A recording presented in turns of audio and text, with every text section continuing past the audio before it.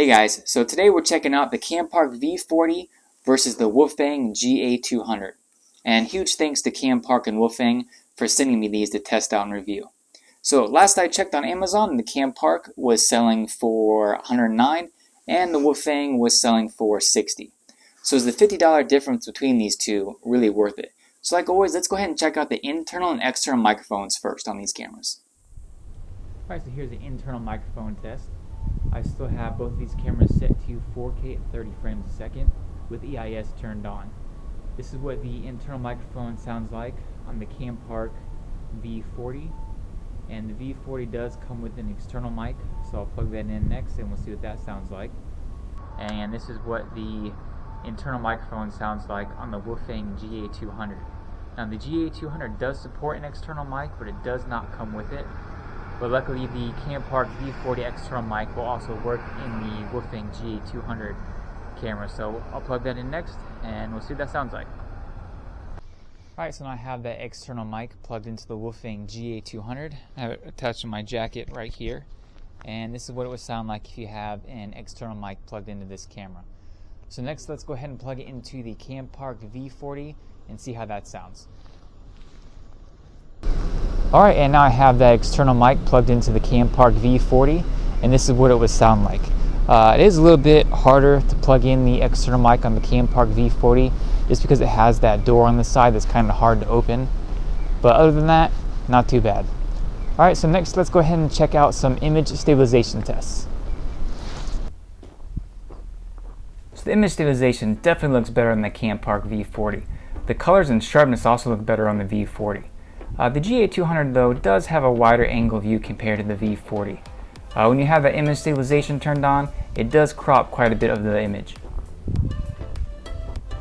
Here's a little running test.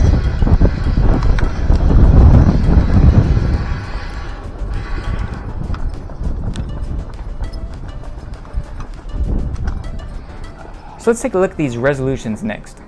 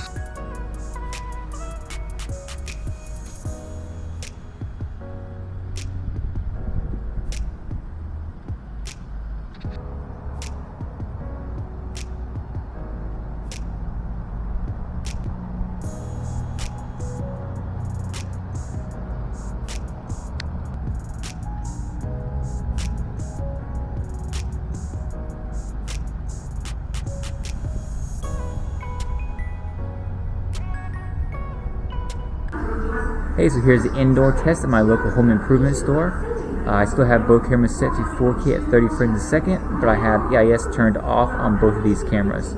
And there is quite a lot of lighting here, so it should look pretty decent indoors. So sadly, the slow-mo on both of these cameras don't perform very well.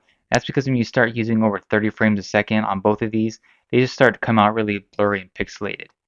Now, Timelapse on the other hand actually looks pretty usable on both of these cameras.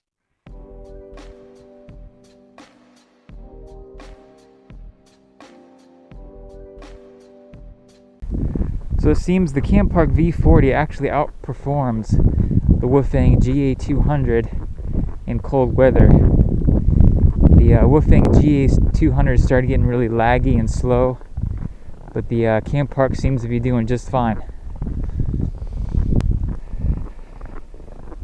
So if you notice that white line or streak across the camera, I guess I was sent a faulty camera.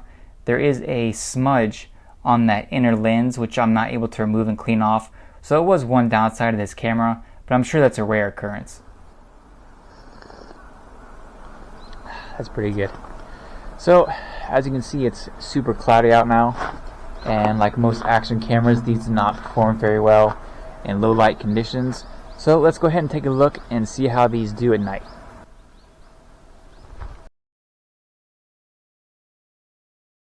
So the Wolfang GA200 is definitely more visible at night compared to the Campark V40, but if you look at this side-by-side comparison here, this phone booth, you'll notice that the numbers up on the top there are much more legible on the Campark V40, whereas the GA200, you can barely make them out at all. So in conclusion, if I had to choose between one of these, I probably would go with the Campark V40, just because it has a better 4K resolution, the images are a lot more sharp, the image stabilization is better, and it has a much better build quality. And it also does hold up very well in cold weather, which is something I really need out here in Hokkaido, Japan, just because it gets so cold.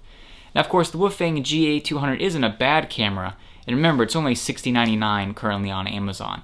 I do believe that is one of the cheapest dual-screen action cameras that's still available on Amazon at the moment. So hopefully this kind of helps you choose which camera is made best for you. Again, it's about a $50 price difference between the two, but for me, the Campark V40 was the better choice. So if you found this review helpful, I'd appreciate it if you could hit that like and subscribe button, and I'll catch you guys later. See ya.